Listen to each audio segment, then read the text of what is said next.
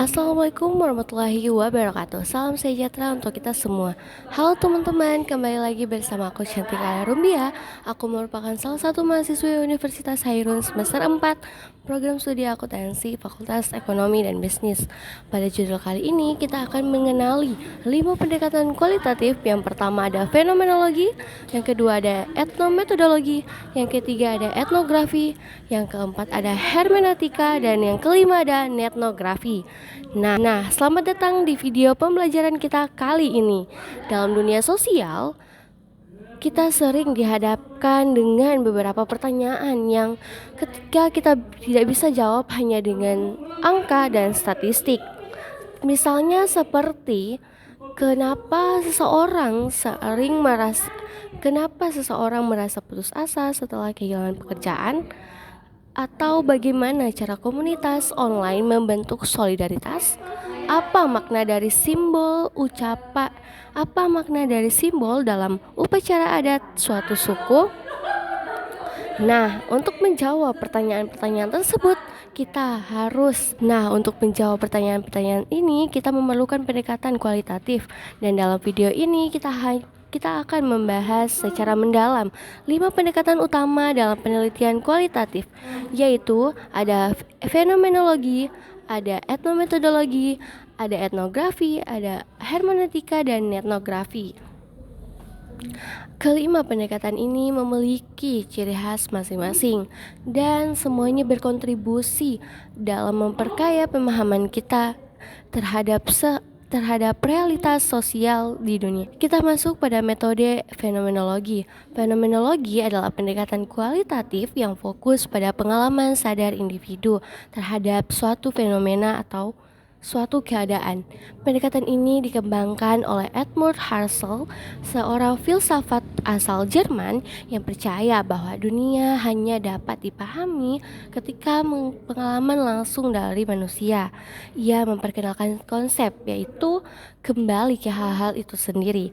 Artinya, jangan melihat realitas dari teori atau konsep luar, tetapi dari pengalaman murni yang dirasakan oleh individu itu sendiri, seperti diri kita sendiri merasakan apa yang orang lain tidak rasakan. Fenomenologi juga bertujuan untuk menggali esensi dari suatu pengalaman, yakni makna terdalam dari apa yang dialami oleh seseorang. Contohnya, dalam meneliti pengalaman seorang ibu yang melahirkan di tengah pandemi, fenomenologi tidak hanya mempertanyakan data medis atau prosedur rumah sakit, tetapi dia lebih fokus pada bagaimana perasaan ibu tersebut dan apa kekuatan, harapan, atau makna yang dirasakan dalam pengalaman itu. Metodologi menekankan bahwa wawancara mendalam, observasi, dan refleksi diri oleh peneliti. Peneliti juga harus melakukan bracketting atau mengesampingkan perasaan dan asumsi pribadinya agar dapat memahami bahwa persepsi partisipan tersebut. Ada 2 pendekatan dalam fenomenologi. Yang pertama yaitu deskriptif atau Husserlian, berfokus pada menggambarkan bagaimana pengalaman apa adanya. Dan yang kedua interpretatif atau Heideggerian, mencoba memahami bahwa yang terkandung dalam pengalaman tersebut.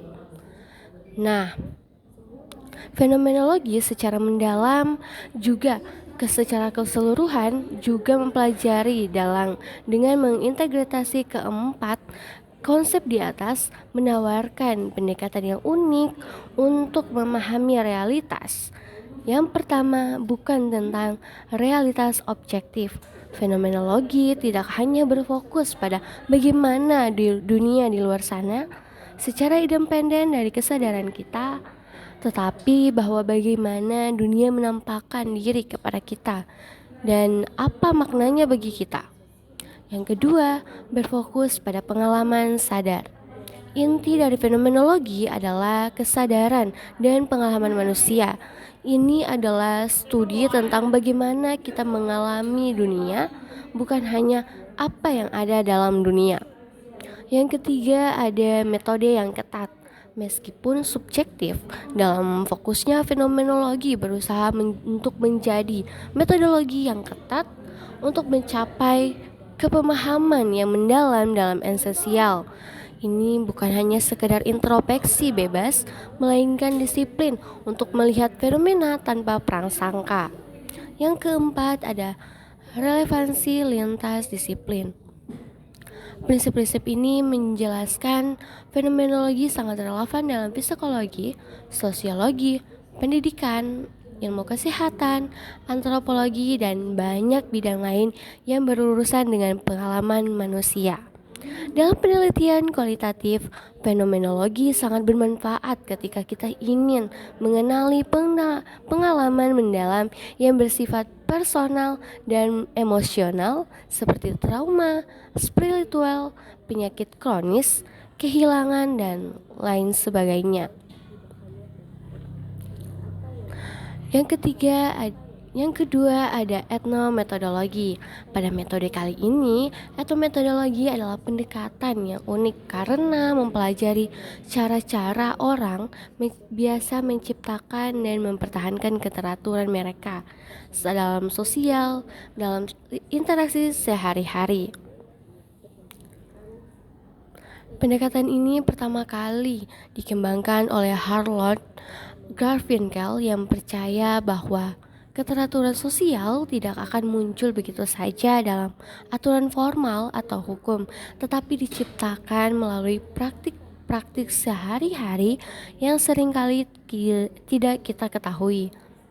Etnometodologi menempatkan subjek penelitian bukan sebagai objek yang diteliti dari luar, melainkan sebagai agen aktif yang menciptakan makna lewat praktik sosial mereka. Dalam pendekatan ini, peneliti berusaha memahami bagaimana realitas sosial dibentuk melalui percakapan, kebiasaan, norma tidak tertulis, dan ekspektasi bersama yang bersifat lokal dan kontekstual. Realitas sosial bukan sesuatu yang sudah jadi dan diterima begitu saja, tetapi ia melainkan sesuatu yang terus-menerus diproduksi oleh aktor sosial dalam interaksi mereka sehari-hari. Dalam pendekatan ini, ada beberapa prinsip dasar yang perlu kita pahami nih terlebih dahulu. Yang pertama yaitu realitas sosial dianggap secara intersubjektif, yaitu lewat kesepemahaman antara individu dalam konteks tertentu. Yang kedua ada tindakan sosial bersifat reflektif. Artinya tindakan itu bukan hanya produk dari makna sosial, tetapi juga menciptakan dan memproduksi makna itu sendiri. Yang ketiga ada makna dalam interaksi sosial bersifat indeksikal, yaitu selalu bergantung pada konteks tertentu. Sebuah kata seperti sebentar bisa dimaknai sangat berbeda tergantung pada siapa yang mengungkapkannya dan dalam situasi apa dan kepada siapa saja ditujukan. Yang keempat, aturan sosial bersifat praktis dan melokal, tidak selalu diinformalkan dalam hukum atau aturan tertentu, tetapi dihidupi melalui praktik-praktik sehari-hari. Misalnya nih, mengapa orang otomatis tahu kapan kita harus berhenti berbicara dalam percakapan? Atau mengapa kita tahu cara antri tanpa harus diberi instruksi tertulis? Etnometodologi mempelajari metode etno, yaitu cara masyarakat membuat dunia sosial menjadi masuk akal. Etnometodologi tidak tertarik pada struktur makro seperti kelas atau institusi, tetapi mereka pada hal-hal kecil yang sering dianggap remeh seperti bahasa tubuh, intonasi, hingga urutan bicara dalam diskusi. Metode yang sering digunakan dalam etnometodologi adalah analisis percakapan atau conversion analysis. Dan yang kedua ada eksperimen sosial kecil. Yang ketiga ada observasi interaksi mikro. Contohnya nih, Garfinkel pernah meminta mahasiswa untuk berbicara kepada keluarga mereka, seolah-olah mereka adalah orang asing. Reaksinya canggung, kaget, bahkan marah. Ini membuktikan bahwa ada aturan tidak tertulis dalam mengatur hubungan sosial. Etnometodologi membantu kita untuk mempelajari bahwa interaksi sosial adalah konstruksi yang rumit namun dilakukan secara alami oleh semua orang setiap hari-hari mereka.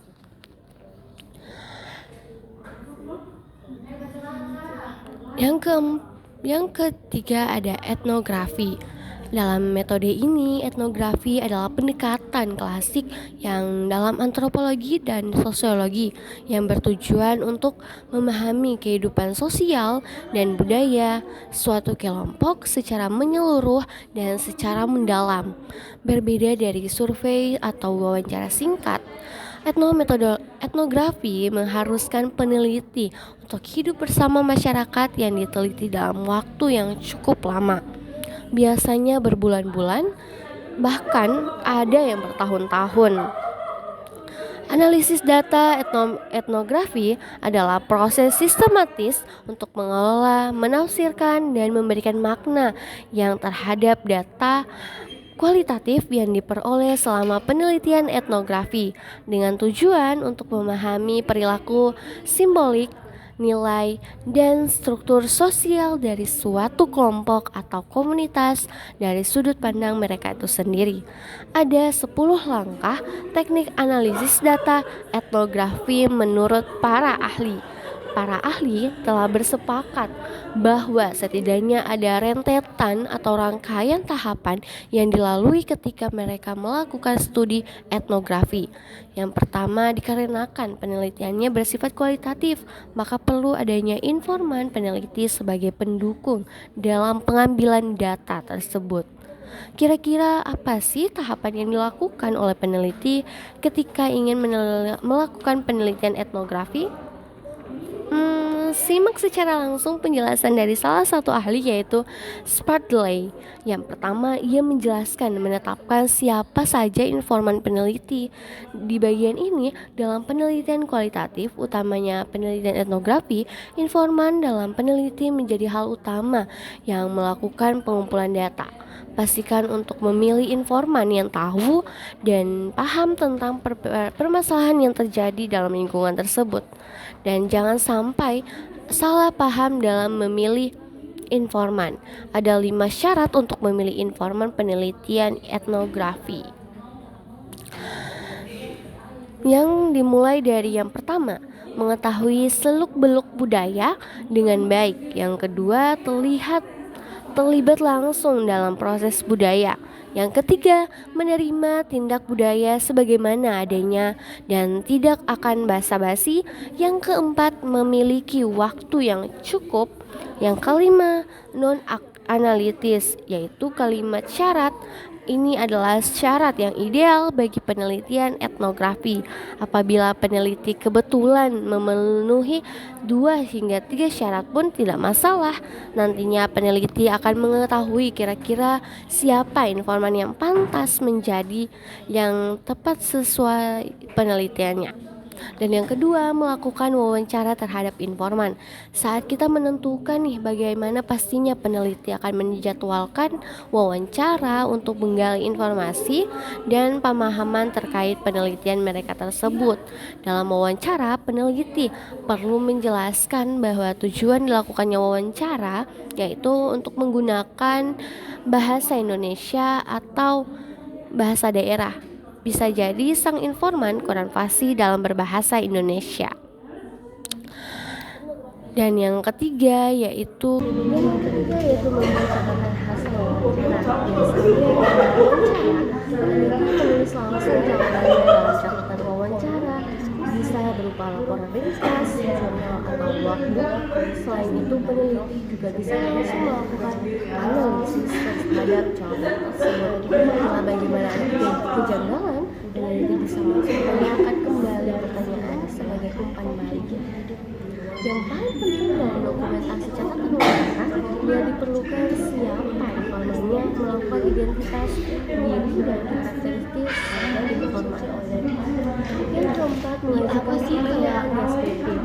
Peneliti ini bisa langsung mengajukan pertanyaan secara deskriptif untuk menjelaskan beberapa maksud tertentu. Yang kelima, melakukan analisis terhadap hasil wawancara. Peneliti melakukan analisis dengan simbol dan makna yang telah disampaikan informan. Di sini peneliti melakukan coding ataupun pengkodean terhadap hasil wawancara. Yang keenam, analisis kembali. Pada langkah ini, peneliti membuat istilah pencakup dari apa yang disampaikan informan. Istilah-istilah ini memiliki kaitan hubungan kebahasaan secara semacam yang cukup mengajukan pertanyaan terstruktur sebagai peran. Kedelapan, membuat analisis terstruktur anonim. Yang kesembilan, mengajukan pertanyaan yang cukup kualitas. Analisis etnografi, peneliti bisa mengajukan pertanyaan yang berkebalikan alias kualitas dengan suatu pertanyaan yang memiliki makna yang berbeda. Dikasih dengan analisis komponen. Namun, etnografi memiliki kedekatan emosional dengan intelektual penelitian serta etika yang tinggi. Peneliti harus menjaga kepercayaan, anonimitas, dan kejujuran dalam pelaporan. Dengan etnografi, kita bisa melihat dunia dari mata orang lain, memahami nilai dan kebiasaan mereka, serta menyadari betapa beragamnya kehidupan manusia. Yang keempat yaitu hermeneutika. Hermeneutika adalah suatu pendekatan yang berfokus pada penafsiran makna, terutama dalam konteks teks, simbol, dan pengalaman manusia. Kata hermeneutik berasal dari mitologi Yunani pada nama dewa Hermes, sang pembawa bahasa.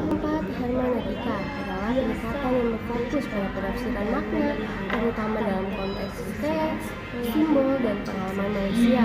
Kata hermeneutika berasal dari mitologi Yunani dari nama dewa Hermes, sang pembawa pesan para dewa. Dalam konteks ilmiah, hermeneutika berkembang sebagai metode penafsiran teks keagamaan di Eropa meluas lalu ke filsafat dan ilmu sosial. Tokoh-tokoh penting dalam hermeneutika antara lain yaitu yang pertama, William Gilbert. Di sini mengatakan memisahkan pengetahuan alam dan pengetahuan manusia. Yang kedua, Hans John Gadamer. Di sini mengatakan juga bahwa menekankan bahwa pengalaman dalam proses dialogis antara penafsir dan teks. Yang ketiga, Paul Richard menggabungkan narasi, simbol, dan itu dalam proses interpretasi. Dan keempat, hermeneutika juga memandang bahwa makna tidak pernah tunggal karena setiap pembaca membawa pengalaman dan horizon pengalaman yang berbeda. Oleh karena itu, penafsiran selalu bersifat terbuka dan kontekstual. Dalam penelitian banyak digunakan untuk yang pertama yaitu analisis sastra atau dokumen sejarah. Di sini yang kedua interpretasi wawancara, narasi, budaya simbolik. Dari peneliti berdialog dengan teks, memahami konteks sejarah, serta menggali makna yang tersirat. Hermeneutika mengajarkan bahwa kita harus memahami beberapa arti atau menginterpretasikan, dan interpretasi adalah jembatan antara masa lalu dan masa kini, antara teks dan pembaca, dan antara dunia dan dunia. Dan terakhir yaitu etnografi. Pada metode kali ini, etnografi adalah pendekatan kontemporer untuk penelitian komunitas dan budaya yang hidup di dunia digital.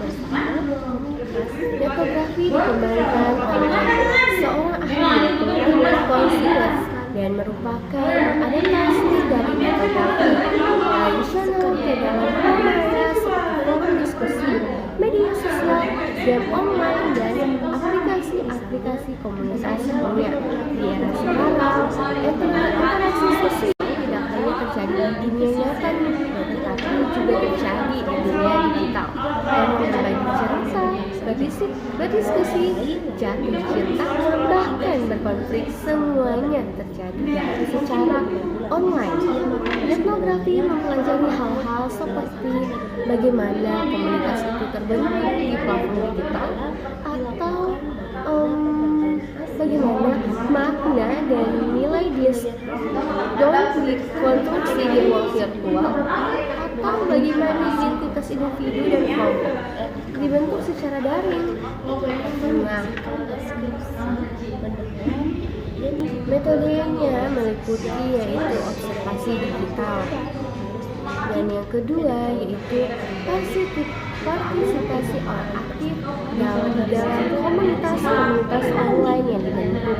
Yang ketiga, dokumentasi tentang konten digital, lewat wawancara online seperti ngobrol atau berdiskusi. Contoh penelitian etnografi misalnya seperti komunitas game di Discord, yaitu fans K-pop di Twitter.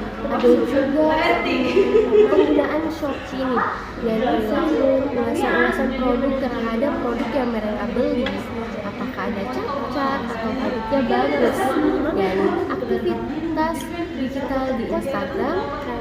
Dan ada juga tantangan etnografi yaitu pada etika penelitian digital. Peneliti ini harus memahami perbedaan ruang publik menciptakan data dengan izin, dan menjaga anonimitas partisipan yang ada. Etnografi memberikan pemahaman yang sangat amat kaya tentang budaya kontemporer yang kini sebagian besar penduduk kita di dunia maya. Pendekatan kualitatif yang bisa dibahas secara mendalam. Yang pertama yaitu fenomenologi, memahami pengalaman dalam individu yang ada. Yang kedua, etnometodologi, untuk melihat bagaimana interaksi membentuk keteraturan sosial. Yang ketiga, etnografi, memahami kehidupan sosial dalam kelompok tertentu.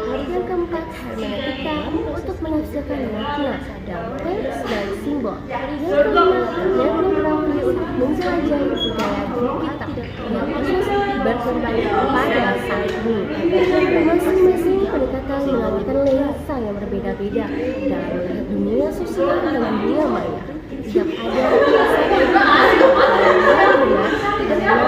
memiliki fungsi masing-masing dan kegunaannya masing-masing, tergantung pada tujuan penelitian dan jenis data yang kita akan hadapi.